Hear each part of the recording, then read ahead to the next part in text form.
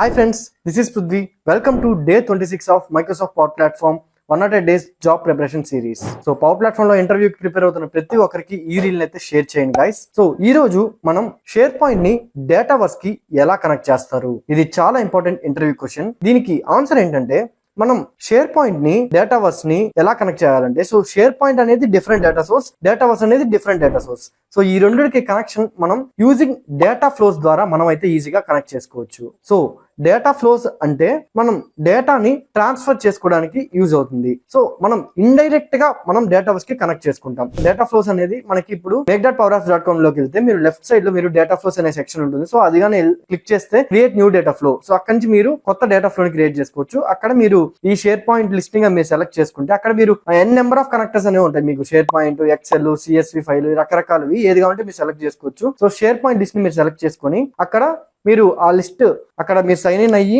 Share point list గా మీరు connect చేసుకొని అక్కడ మీరు ఫీల్డ్స్ అవన్నీ మీరు మ్యాప్ చేసుకుంటే, so create new table with this share point list అని మీరు కానీ చెప్తే, సో ఆ లిస్ట్ తో కొత్త డేటా టేబుల్ ని క్రియేట్ చేస్తుంది. సో ఈ విధంగా మీరు కనెక్ట్ చేసుకోవచ్చు.